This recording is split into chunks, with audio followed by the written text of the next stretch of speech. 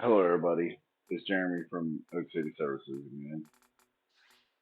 I don't expect this to be a perfect recording. By the way, these are all informal and there is not a script or anything. So I apologize when I do wild things. By the way, I did look it up.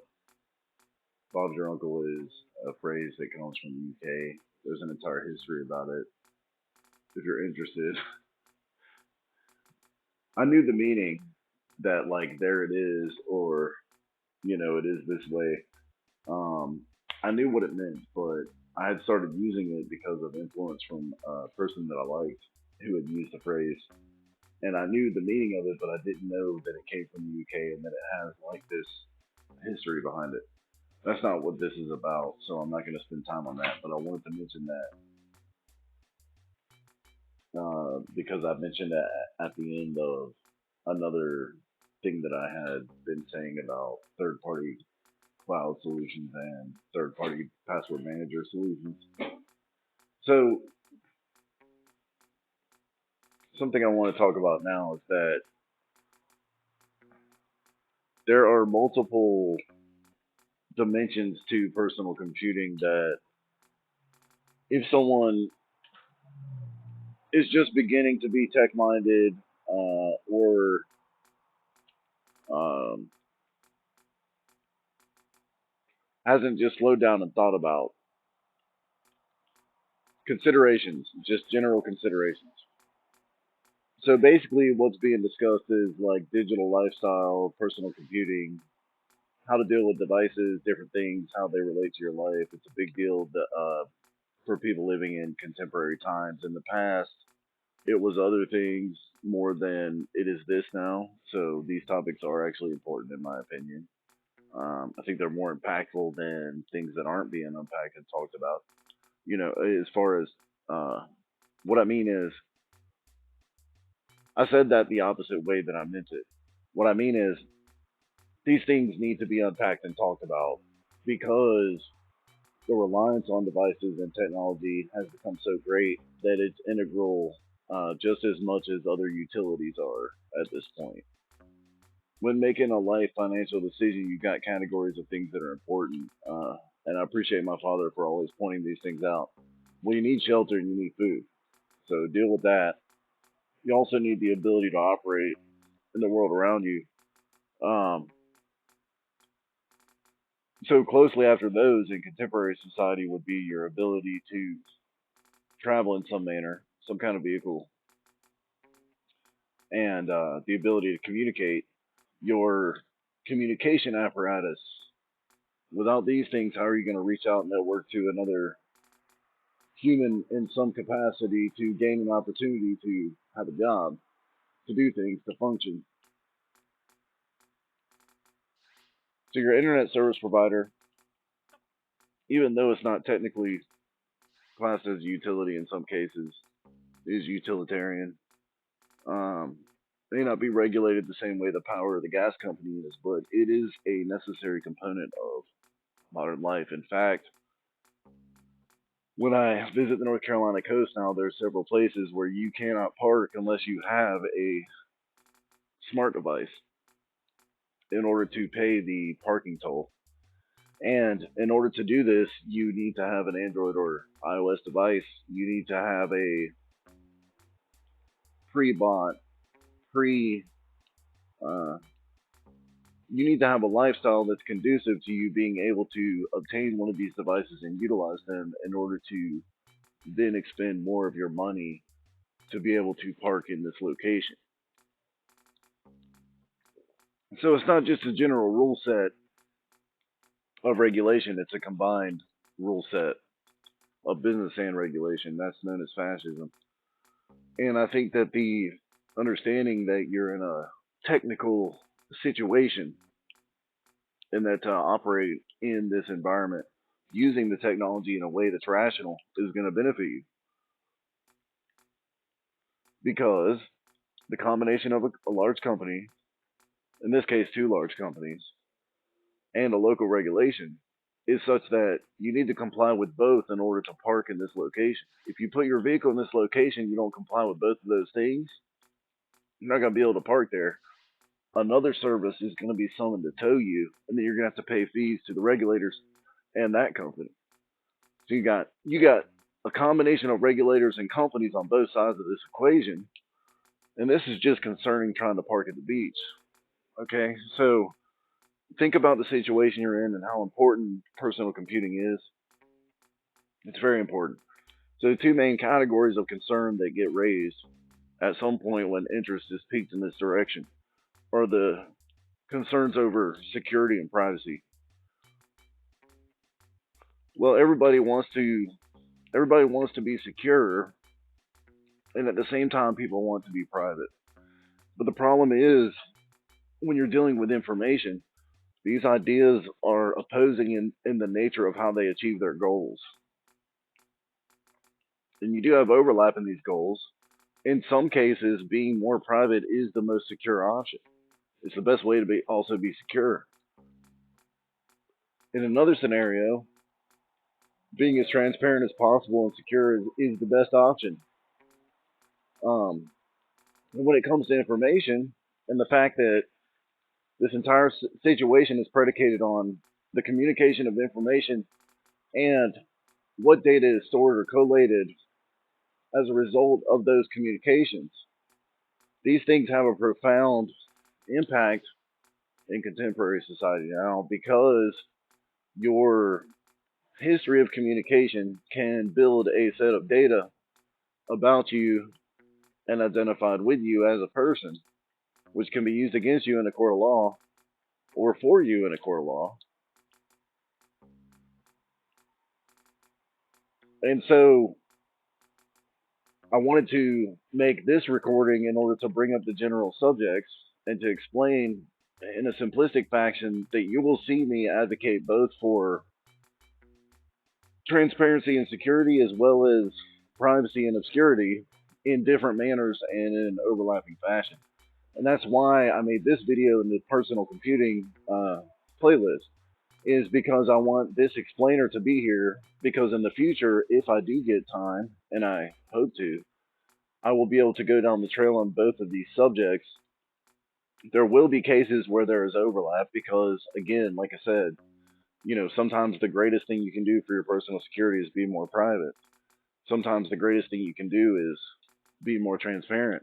It depends on the situation. It's very dependent on the situation and the goal that the person has in mind. But as you use your devices, something you need to be absolutely aware of is that communication from end to end is the nature of how networks are built. It's all networks. Network is just another way to talk about communication. One thing needs to talk to another. There's a sender and a receiver. Well, if a message is being sent, it's going to be received by something if it's coherent and it has a purpose. When you use a technology device in order to use the internet, you're communicating. You are broadcasting things about yourself. You are broadcasting your intentions. You are showing with your activity and communication aspects about you that you may not realize that you are broadcasting. And this is the reason why the combination of subjects of security and privacy are important when it comes to personal computing. Because lack of awareness of how such a combination of information can be utilized by those in either commercial or regulatory power um, could result in problematic scenarios for an individual who does not consider these issues. And in typical fashion, just like how people aren't really taught how money works in the contemporary power structure as they go through the school system, they're also not taught about this. And the combination of both of these things not being taught about is kind of destructive because people don't know how to handle their money and they don't understand the ramifications of what they could be doing with their data communications. There are people who have lost their entire livelihoods over the last 5, 10 years because of things they've said on online platforms. Data communication, you know, these are people who are probably my age, maybe older, maybe younger, but people got entirely attacked and lost their livelihood because of statements they made on internet platforms, because their lack of awareness of what public internet communication is and how it can be used. And you got to understand that, like, the landscape you're stepping into when you start placing communications and utilizing technology is similar to a broadcast to everybody. Um, so when something is mishandled or done in a way that's foolhardy in this regard, it can have ramifications even to take away a person's livelihood. So these are the types of considerations that need to be made when thinking about, if you're like me and you're quasi public, you're not really a public figure or anything, but you're also public enough to where you're around town, people recognize you. You need to consider certain things about your situation and awareness that you have.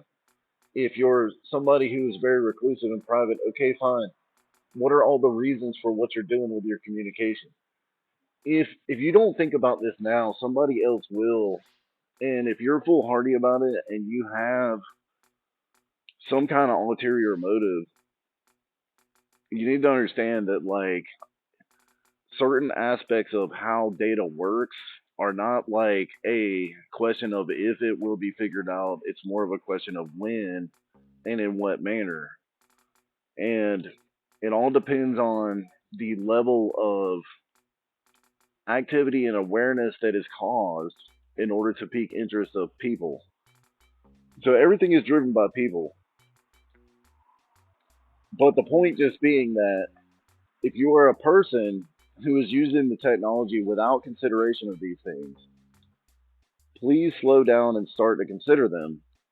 Your activity does build data points about not only your identity and your activity, but it broadcasts in communication in such a way that it can be reacted to by other groups of people. So when you take your idea that you have that may not be a bad idea amongst you and your friends or whatever, and you start putting out there on the Twitter and the Facebook and the YouTube and this, that, and the other, and you haven't thought about the fact that, like, your professional and your online life are actually the same life. Like, you're still the same person. Like, those are not two separate things. They seem and feel separate when you're online and you're doing things, but they're not. You're still just you. And these two identities can become obscured in people's minds to where they will do and say things online they wouldn't do and say in real life. You know, because they're hiding behind a monitor and a keyboard in a remote location. However, when a mistake gets publicly made like that, look at the reaction. People lose their livelihoods. You know, they become they even coined the term for it here, the cancel culture. You know, so what's the problem here? You know, how do things like this even get to where they are? Well, it actually indicates a much larger problem, which is lack of situational awareness in the scope of the uh, capability of the network of communication.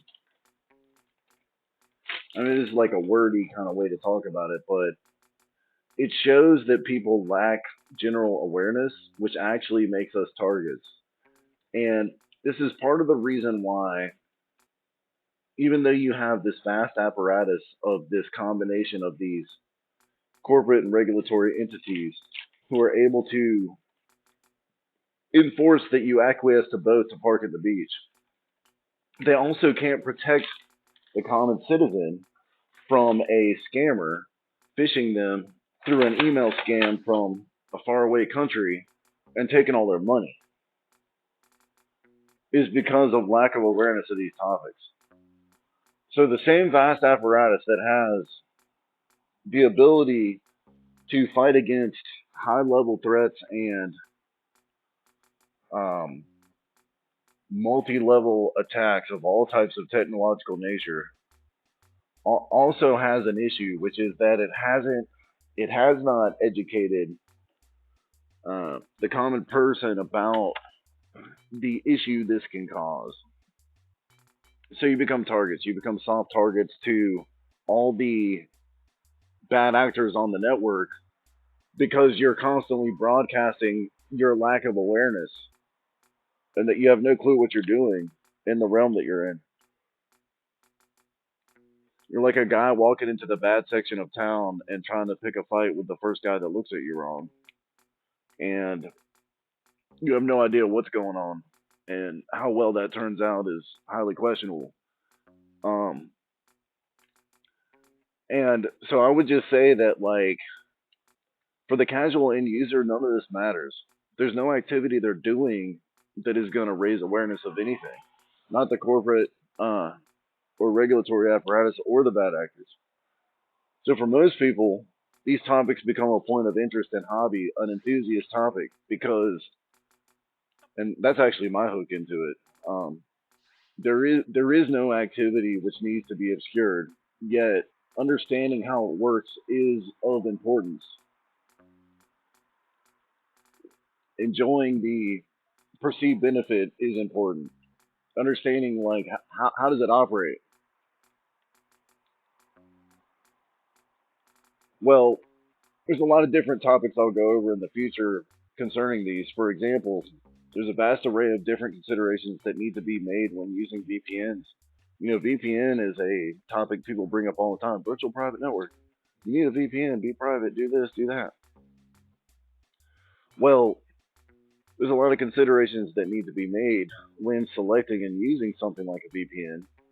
And what's the reason you're using it for? Some VPNs are fabulous for security purposes and absolutely atrocious for privacy reasons, and vice versa. Some of them are much better at privacy connection and aren't necessarily the greatest choice for security reasons, and vice versa. And just remember, if you want to be more private, you're trying to obscure activity and identity. But if you want security, the number one way to achieve security is through awareness. These ideas are interrelated in such a way in the information landscape that if they aren't considered, and if a person isn't willing to go down the track of attempting to meet out what the purpose they're using a thing for, then they should just be a casual end user and they should relegate these topics to those who need to concern themselves with them, either because of interest or because of necessity. So that's the reason I made this recording, is to explain that when you see my other playlists about privacy or security, they're probably going to be more pedantic and tech oriented and less applicable to the casual user that I am typically going to be talking to in this personal computing playlist. But the reason it's here is because of the fact that I wanted some base level explanation of the general introduction to the topics. Um, so listen, if you're using your technological devices and you're an average person and you're not doing anything nefarious in any way you're aware of with your digital life, then you probably don't need to worry about this. Um, Worry isn't the right word. You may not need to gain higher level interest of the intricacy of it. Let's put it that way. It may not be serviceable to you. It may be a set of topics you can kind of skip over. Um, but I would say that you should still at least consider that whenever you take an action, there is a type of concomitant result that occurs. It may be ephemeral, there may not be a record of it, but there may be. And if you're doing anything with data, you should assume there is a record of it. Unless purposeful steps are taken to remove data, it's typically kept in some fashion. So that's the type of thing that I want to be understood by people who have a naivete about how. how network connection and ISPs work in the greater internet, all you're talking about is network communication. Point A to B, a sender and receiver. Well, it may astonish you to know that that to keep logs of all communication takes vastly less data than to record all that stuff. But just from the logs of communication, many things can be understood about all those communications, point A to B, sender and receiver, sender and receiver. That's all this is a nested list of sender and receiver. And so understanding the basics of how that operates and the fact that that's the case can be a benefit. Is it a necessary realm of knowledge that all people need to delve into? I would say no. But if you'll track with me on some of these channels and put up with my meanderings as I ramble about these topics, I do think there may be some benefit here for you if you've listened to any of these recordings this far. I think most people probably have been unable to do so just because I'm not the greatest speaker and I do ramble quite a bit. My point just being that privacy and security in the contemporary world are topics that should be taught about. They're not taught about enough. Each one of them is a type of rabbit hole that needs to be gone down. There are overlaps with these subjects, and oftentimes I find the best place for someone to land as far as being a typical person is as a casual computer that has awareness of these subjects, but doesn't need to delve into these problems because they don't have a pressing need to actually leverage all the knowledge available for these topics. Um, that's the ideal situation. But should that need arise and the interest arise, it is interesting to delve in and to try to understand the operation of how these machines work. Because when you listen to this recording or video, there are multiple machines operating between you and the ability for you to hear what I'm telling you right now. There's a server somewhere that has a compressed version of this video. This video was in fact compressed by a combination of an audio file and a recording I did, an audio like two different audio files, and then it was software was used to make it a video file. So machines were used in the entire process of the production of this recording, and there's also a machine that is servicing this recording to you now. Well, in between the machine where this compressed video file is stored and where you are multiple machines and routers and network connections. And the route between one listener to this audio recording and another is different. Um, you could even be in the same place and have a different route depending on what's happened with the network traffic as it was sent. And this is something that's beautiful about the internet and something most people don't know. And I'll just share this with you right now. One of the amazing things about the internet is that it has the ability to dynamically reroute traffic. So if I'm here and the YouTube server where this video is stored, let's just say, for example, is somewhere in California, and the route of internet traffic between me and that server gets interrupted, all I have to do is simply refresh. It will reroute around the lack of connection problem and find another route to my end user device. And this is such a marvel of technology. It should be lauded for its capability. But along with its capability, let's not forget the process that's occurring. Messages are being generated in one place, a sender and receiver are being established, messages are being exchanged. Yes, they might be ones and zeros in the form of data, but we can't forget the fact that messages are being exchanged from point A to point B. Logs of these messages are being created in some manner on the various devices in which they pass through. These logs are typically compressed and encrypted, but they can be accessed. It's not like they don't exist. They do exist. And every router and every piece of network machinery that the message goes through has the potential to log the passing of this message, this packet of data. And so awareness of these topics should be had by the general public so that they understand how to wisely utilize their communication methods. You know, people went from not knowing how to talk to others very well to having the entire world in their pocket. and the ability to communicate. I have some friends in my lifetime that I met through the internet that I've actually never, in fact, met in real life. And I have ongoing communication with them for over a decade now. Well, those messages, all those messages between me and those people were routed through this network, this internet we're talking about. A network set of computers utilizing different mediums of connection in order to exchange data over vast distances. It's an incredible, it's an incredible thing to comprehend, and as well as to understand how to utilize properly. So, in summary, I will in the future create other playlists for more central topics to privacy and security, as well as continue to add to this playlist if things go well and I'm able to continue to do these rants. Um, I appreciate anyone who's listened to this, and I also just want to encourage you and tell you that it might seem weird the place you're in with dependence on some of these technologies, but with an optimistic attitude and the willingness to understand the basics, like you're not going to have anything to worry about. You can have agility, you can change, you can make your choice of who you're going to use and how you're going to do things. There can be inconveniences along the way, but it is not actually the fact that these things are so great they can't be dealt with. They can. People work on it every day. And I hope that you have a wonderful day if you listen to this. Thank you for hearing me out.